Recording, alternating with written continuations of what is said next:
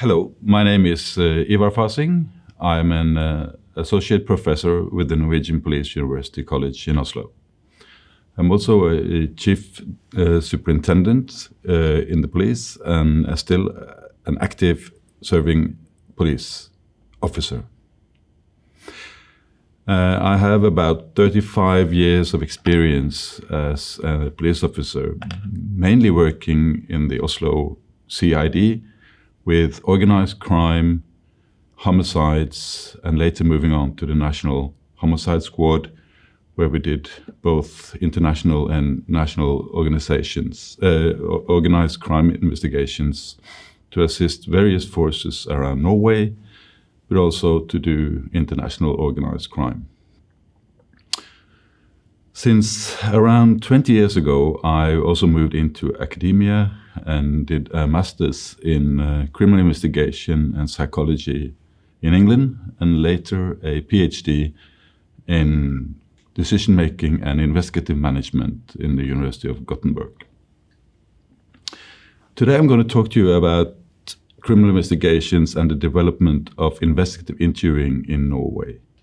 So I will start around the late 1990s and pull you through some of the developments that led us to where we are today, where we are in a state where we more or less fully have implemented the theory and practice of investigative interviewing in the Norwegian police.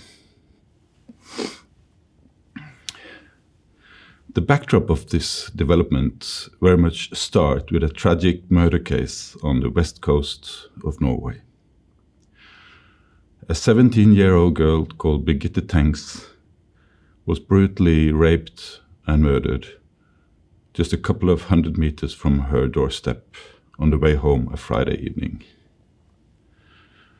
The National Homicide Squad was assisting the local police, and they worked hard for almost 1.5 years without getting any clear idea about who could have done this. But at this moment, the rumors were going in the village about her cousin, a young boy only 2 years older than her. He was aged 19 at the time. There was rumors about some deviating sexual behavior, but nothing grave. But then, all of a sudden, a witness showed up and kind of weakened his alibi. So he was arrested and put into social isolation in custody for weeks after weeks. And after a couple of weeks, he confessed. He confessed in third person.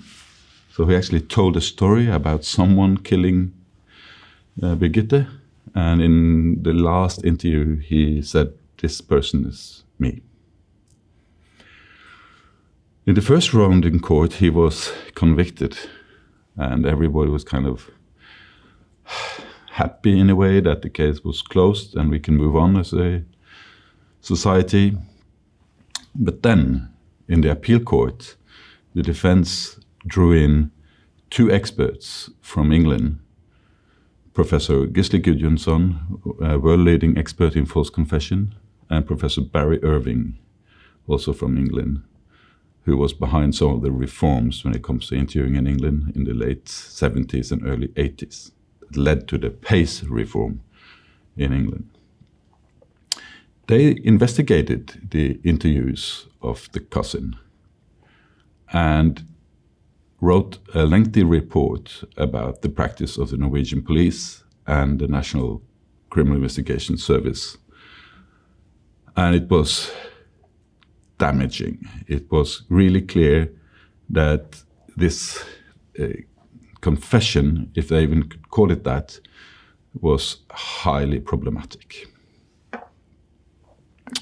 What they found, or at least what they said, was that the methods were nothing but lies and manipulation, and that the Norwegian police had used social isolation as a powerful tool to break down the resistance and the memory of this young boy. So even Gisli Gudjonsson in his next book gave this tragic case a whole chapter where he describes this as one of the worst cases he has seen in his career so far. As you probably can understand, this was a tragic downfall for the reputation of Norwegian police. And it was not just a local police force, it was the absolute top of experts we had in our country. The director of public prosecutions was involved, so no one really went clean from this disgrace. The initial reaction to this was anger, disbelief. How could we, what we thought of ourselves as a professional police force, how can these professors who probably never did a police interview come here and tell us that we are wrong? We are trying to solve serious crimes, and we do what we have to do, and the guy after all confessed. So in the beginning, it was not easy to swallow. But things went on.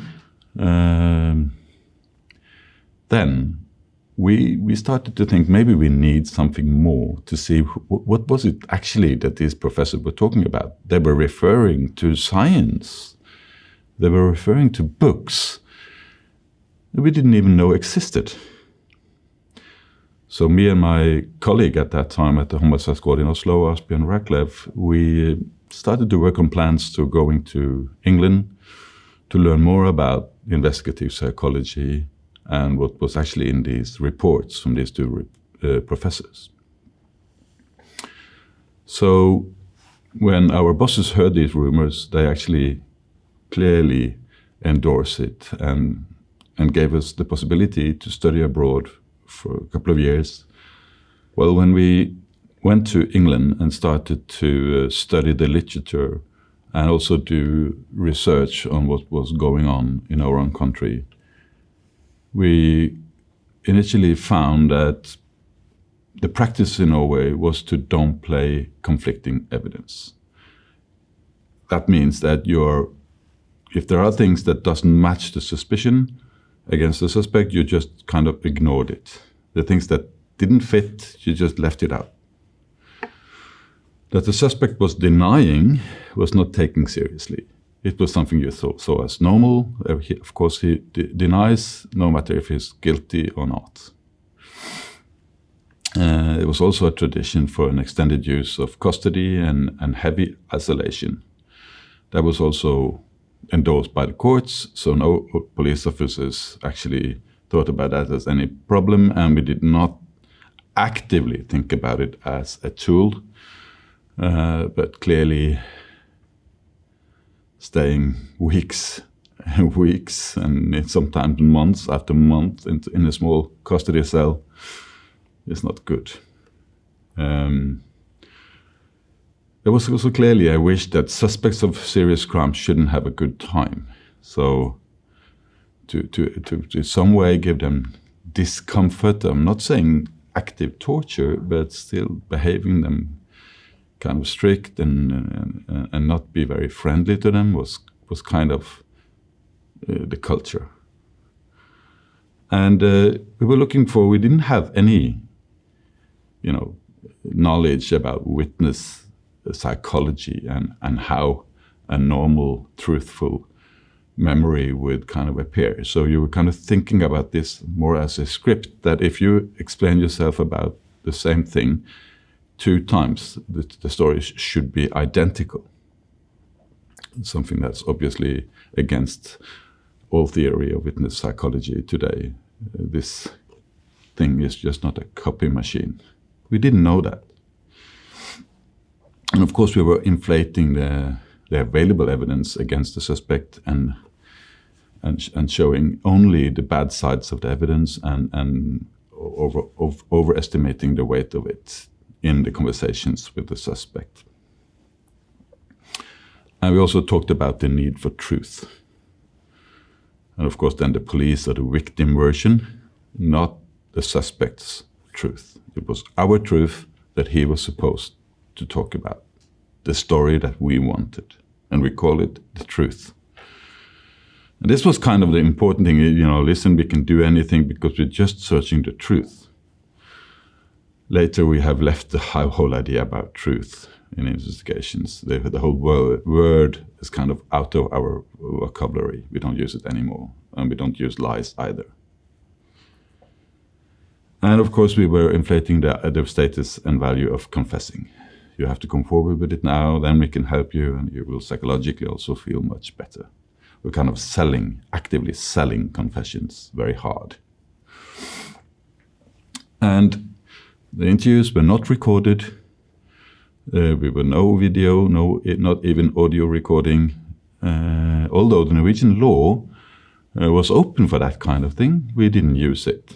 Obviously, we didn't want to have the documentation of what's going on. We kind of knew that this was outside of the intentions in the law, but no one actually cared as long as you kind of fulfill the means of a confession and a conviction of these serious crimes. We even had cases of manipulation of case documents, meaning that, let's say, witness statements that didn't match very well with a suspicion, or let's say, could give the suspect an alibi, were taken out under the justification that they didn't see anything. Clearly problematic, and now this hole, if you can call it that, in the Norwegian law is gone. You cannot do that anymore. Everything in the case is open to everybody involved in defense, the courts, everyone. Interestingly, if you look to the international literature, what we found in Norway at this time is exactly what they found in England about 10 years, 15 years before. In the Barry Irving research in the first Royal Commission around 1981, and in the next Royal Commission in 1993, and in the research done by John Baldwin on the 600 video and tape recorded interviews for the British police, delivered in his report in 1992, shows exactly the same script as I've shown you here today. And if you move to America, today you will find exactly the same thing still going on. And a lot of officers in the US are still fighting for the right to play and use custody and use manipulation and even lies to get a confession. So this is still going on in many places around the world. And that's why we are doing these lectures today, to understand the dangers of what you are actually doing, and also your responsibility as a police officer.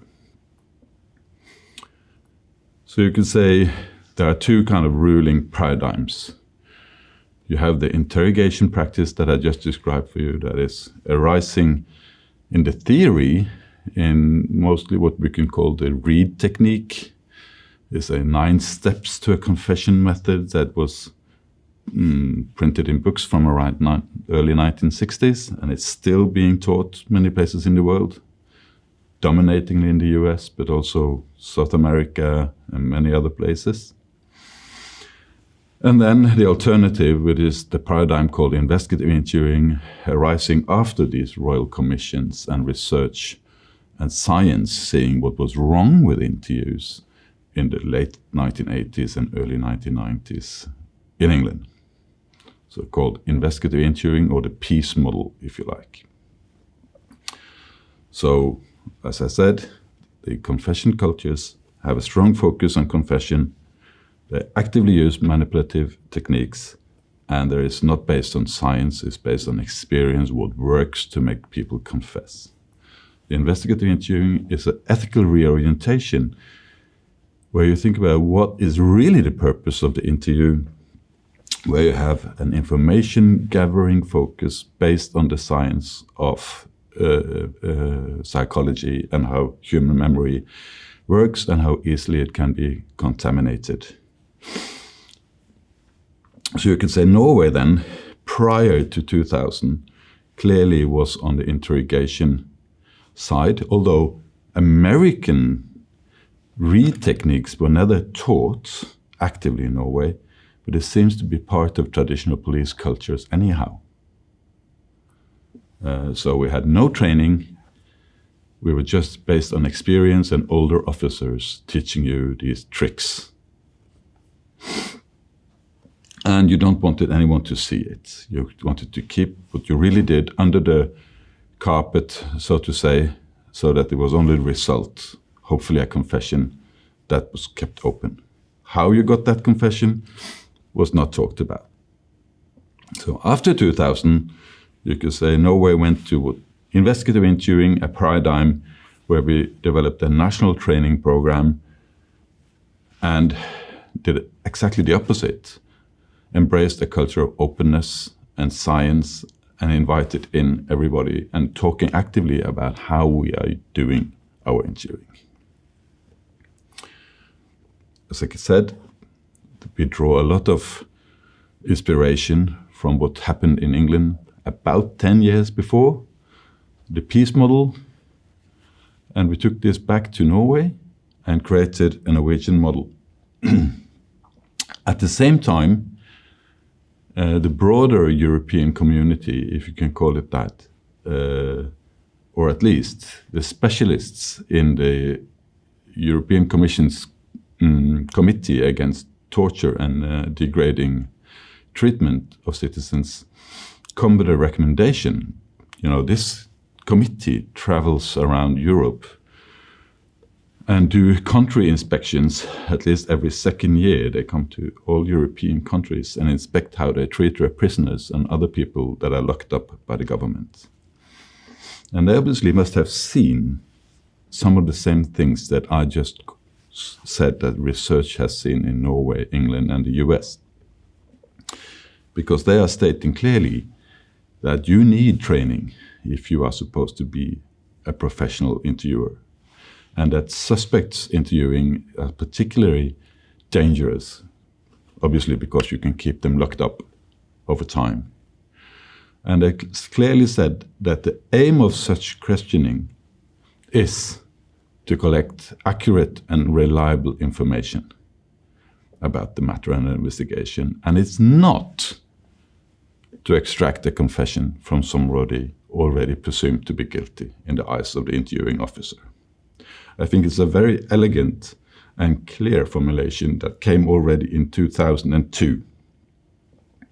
And for us, who just started up a national training program, it was a clear inspiration and a confirmation that the track we have started in Norway was probably a good direction. So we sought theoretical inspiration from especially Sweden, actually. Sweden already at that time had a national interviewing program. Sad to say they don't have it anymore for some reason, but there is a lot of groundbreaking and important international research stemming from Sweden that we could rest on when we were building our national program. And as I've said, the rest came mainly from England and the peace and the investigative interviewing paradigm. So this gave us a really solid fundament for how to create a Norwegian model. And the new Norwegian model was called Creative. We wanted to send a message that this was just not about methods, it's also an ethical reorientation. So we said these letters were kind of sending a message that is based on communication, dualistic and respectful communication between people involved, and that this is the same approach whether you are interviewing suspects of crime, victims of crime, or witnesses of crime, because the purpose is the same. There is no different purpose, whoever you are investigating. It is to collect accurate and reliable information. That is your only job as a detective. End of discussion. This should also underpin rule of law. Follow the rules, don't bend or twist them. So that's the second letter here. E, this is an ethical reorientation about what is actually your role as an interviewer when you meet someone in a situation like that.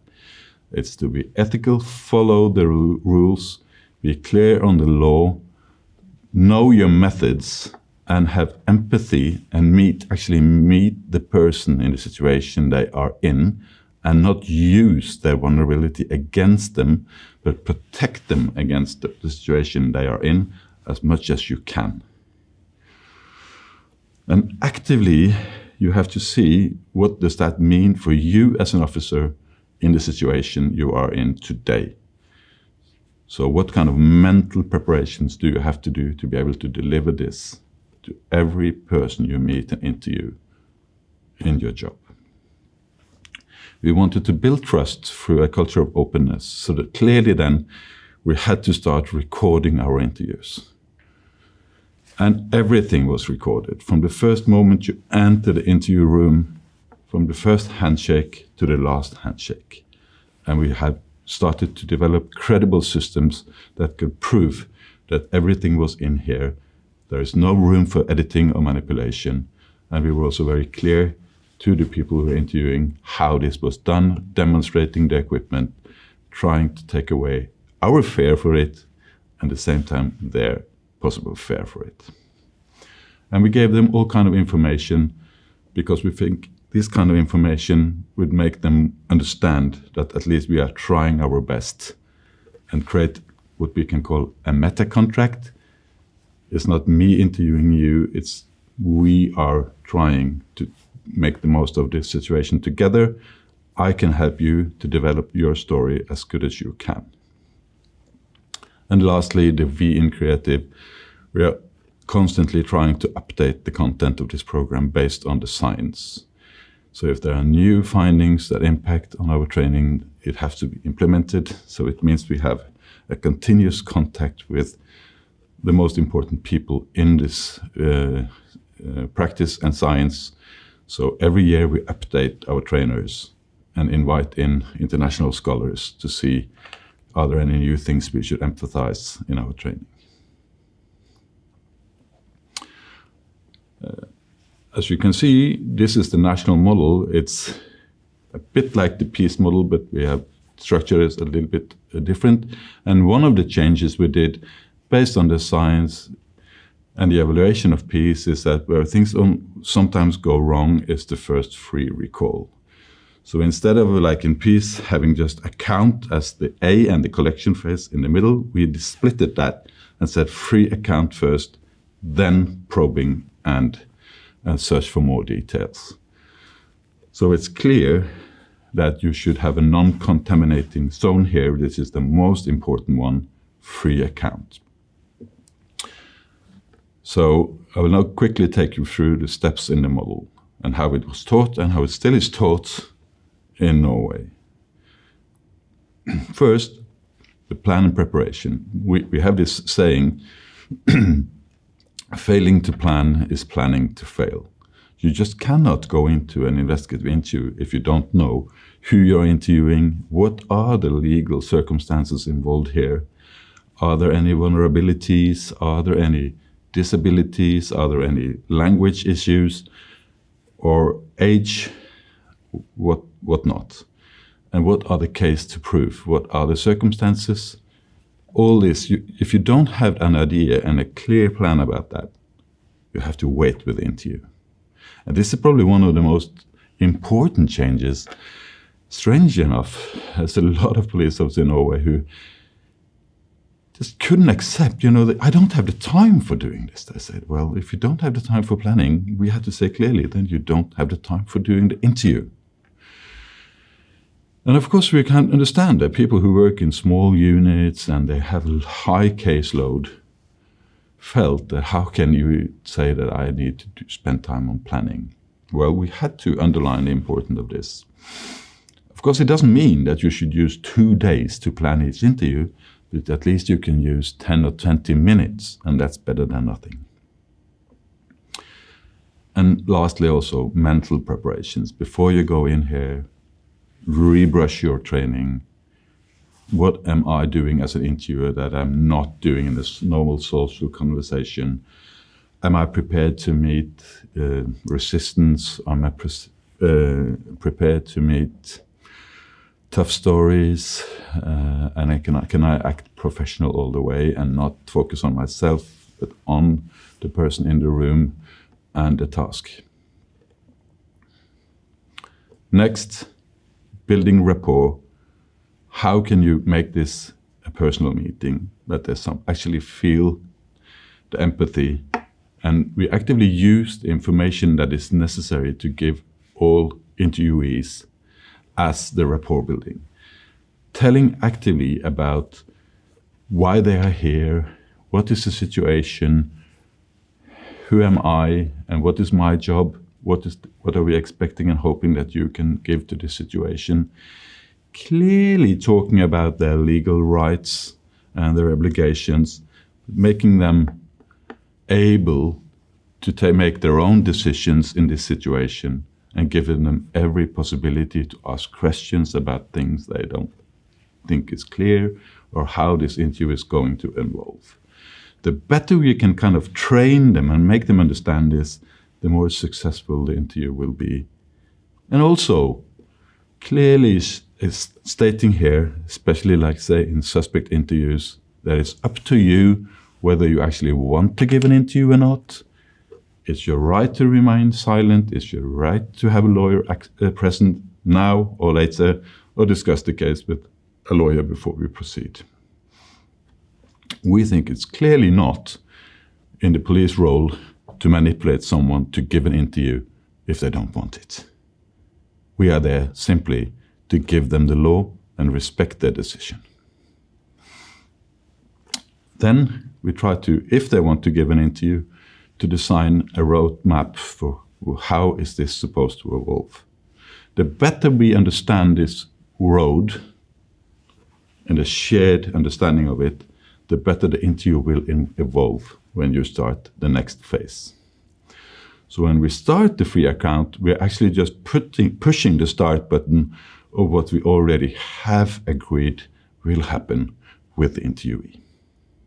Now you can start and focus, and it's very much about giving away control as an interviewer, helping the interviewee finding their way, you could say searching their own memories, giving them time, using silence, and kind of letting them go actively.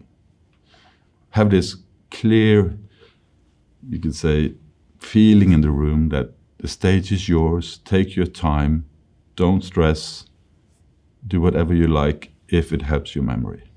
I'm here only to receive. We actively also have to say what kind of free recall can both be, it's very, very, very important not to ask leading questions in this phase. To entirely make the interviewee decide what is the most important, what happened, what can I remember. But at the same time, these open questions have to be boxed in some way, because they don't know what we are actually investigating. So we have to put in the parameters, and the parameters typically are the time and the place. So telling clearly, tell me everything what happened between Friday 5 o'clock and Saturday morning. Don't leave out anything. So when you use these open-ended questions, parameters, boxing in is very important. And we also wanted to make it easy for officers. What kind of questions is it that help you? And we borrowed this acronym called TEDS PI.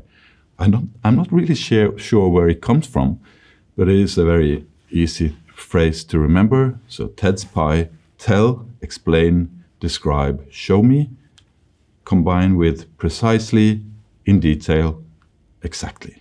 So tell me exactly what happened. And when you've done that, your only job is to use silence and active listening. And all your leading questions will have to be noted down, not post them here, do them in the next phase. Do not interrupt, just keep on harvesting.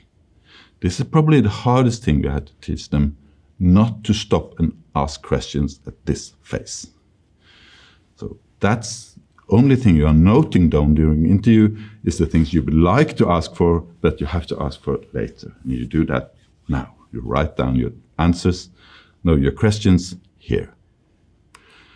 In the next phase, you clarify and ask for more information. And if there are questions here now, or topics or things that the interviewee did not include in the free account, now you can introduce them. To make this clear, we used what you can call a crime scene metaphor. Before this stage, you as police officer are not putting any information into the memory of the interviewee. And then you document on tape, on video, that this is left kind of as untouched by you as an officer as possible. Exactly the same you do at the crime scene. First you go in, wrap it all up, do the photos, do the videos. Later you can take things out and start investigating them more in detail. So now you are using what we call a theme structure, a topic structure. So go back and reorient towards the most presumably investigative relevant topics and use funneling. Start to be more open, go more closed in to the 5 WH questions, and in the end using what we call appropriate closed questions so that we are trying to wipe out any misunderstandings and be clear on what you just said. This model is used as a starting point for all kinds of interviews, whether you are interviewing a victim of crime, a suspect of crime, or witnesses. And there are no other model available in Norway. But as you see here, a strategic use of evidence is something that, based on this, we mainly use in the suspect interviews, but in theory, it's also used in any interviews because there can be that you, in front of you, have a victim of crime that actually are deceiving you, and you know they're giving information to you that is wrong, or at least looks very different if you look at other sources of information, let's say a CCTV recording or a mobile phone data and things like that. Again, we don't want to give that kind of information early on for many reasons. First, we don't want to kind of damage their memory, even if you think they are actively constructing a story. But also, you never know whether these sources of information or evidence really are true. You know, there are practically no evidence that are 100% sure. Let's say there can be other persons who use this mobile phone, or there can be persons that look like you in the CCTV. So we are probably can be wrong, although we thought it was you. So this strategic use of evidence is actually what you can call an active model for open-mindedness. How can we think differently about evidence and not just think about what I previously referred to as the truth or the police and victim version? So we are challenging our understanding of the evidence, and here in this stage we are actively looking for other explanations of the evidence that we thought in the initial idea can be convicting, or at least the fundament for the suspicion against you. So this is probably the biggest change when it comes to how detectives think about evidence. I'll take you through what you do. When you see the evidence, let's say a fingerprint on a murder weapon, you actively have to think, okay, surely this can mean that the suspect did it, but what else? What are the other possible explanations of this fingerprint? Can it be other unlikely but still possible explanations on how that fingerprint got there? You know, maybe they came in after the person who murdered, found them dead, moved the knife, got cold feet, and disappeared. Or maybe the day before, they were using the same knife, making food together. The now dead victim cut himself, and the now suspect moved the knife, and then later someone has come in and actually used that knife as a murder weapon. It might seem unlikely, but it's absolutely possible. And we have to actively seek for these possible information in the meeting with a suspect without actually telling them why. So we create topics then and make them explain things that might explain the evidence for you in the later aid. Exploring these plausible hypotheses actively in the interview. This is probably the most dramatic change in the Norwegian police when it comes to how you think about your job as a detective. So your job is actually to actively challenge the evidence to see if it can be disproven in the meeting with a suspect. Then you go to the closure phase, you summarize your interview, make clear you have understood the interviewee correctly, to see are there any more information we should include here, or I'm going to clearly make clear for you that my job now is to write this into a report. And this is also one of the areas that we had to work quite hard on in the Norwegian police, because previously, when we did not record our interviews, the reports were much shorter. They were very short. You could probably sit like for 3 days with a suspect and write a 2-page report.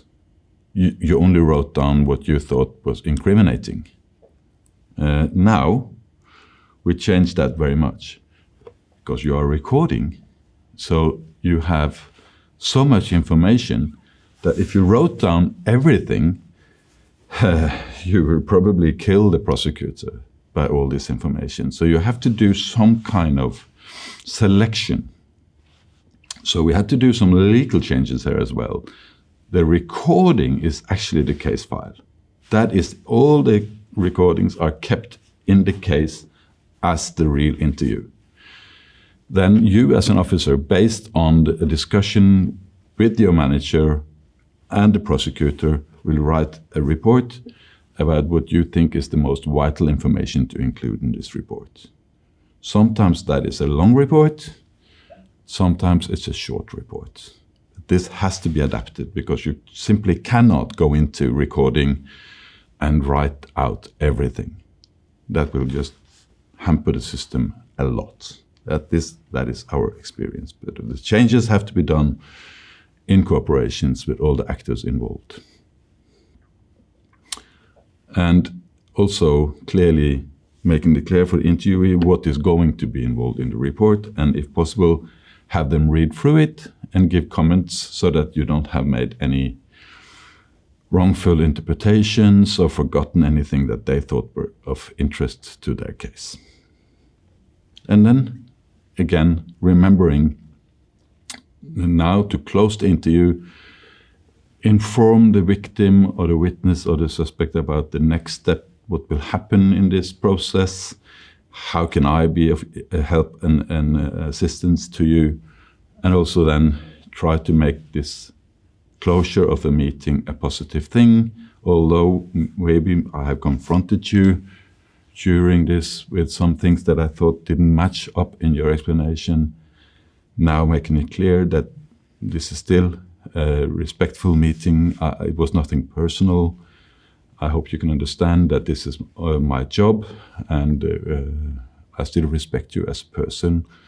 And can we go on from here? And please contact me if there's anything I can do for you. These closures are extremely important for how the public relate to you as police and the police force as a whole later. And finally, feedback. Someone can now monitor the interview the way you actually did it based on the recording, give you feedback. Did you actually get the information that we were hoping for according to your plan? What does this mean for the information that comes? What are the next investigative steps that are important to follow up? What are the new people that need to be interviewed? Are there any new crime scenes and new evidence that we now have to collect? And also feedback on the interview itself. Did it go according to your plan, the way you were meeting this person? Were you able to keep your calm, be professional, not asking leading questions? So and so, what can I take with me? What did I do well? What do I have to work on before my next interview? This is also one of the things that previously, if you gave someone feedback on an interview, it was taken very often very personal. So either I'm a good interviewer or I'm not. But this was completely changed here. Now it's just about the steps and the technologies inside here. How well did I do this part? How well did I do that part? What can I do better? It's not about you, it's about the things you do. Completely changed the culture for how to talk about interviewing in Norway, I have to say. And probably also in the police overall, a feedback culture that has created, I think, overall a higher level of professionality in the whole police, not only in the interview rooms. So this is the model. It's not very complicated, but as you can see, there are things that would take you, it's not something you can learn in one day. You can teach people this model in approximately a week, I would say. And then from there, you have to start practicing. And the more you practice, the better you probably get. And feedback and active evaluation is absolutely necessary if you want to develop this into a skill.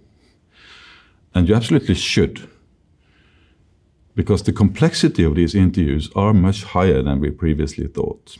So to be sure that this was implemented into Norwegian police, we started what you can say a train the trainers course. So the people who already had done this 1 week training, the most motivated officers and experienced officers, we invited them into becoming a national interview trainer. I have to say, in Norway at this time, we were really fortunate because we had a relatively big group of mostly experienced female detectives who already had done training in how to interview vulnerable persons and children objected to sexual crimes specifically. And strangely enough, we never thought about them as competent for interviewing suspects. But obviously, when we saw this new model, they were such a resource, and I think at least 50% of our national instructors or trainers were recruited from this group that already knew all this theory, had much of this competence already in them. The only thing they needed was to get used to using the strategic use and using the same theory in meeting with suspects. And I have to say, it was such a good process to see. It probably speeded up the process of change very much and gave it a very much a solid fundament based on these, I have to say, mostly women, female officers who already had competence in witness psychology and non-contaminating questioning styles. So we created more than one, maybe 5 or 6 national trainers programs, all on the same model.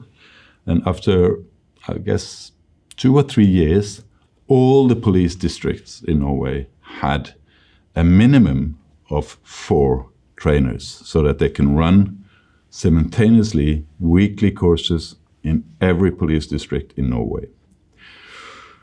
And we kept the trainers updated. Every year they could come to a national conference where they can discuss the need for changes, the need for development in the program, or practical challenges. And we also invited in international scholars from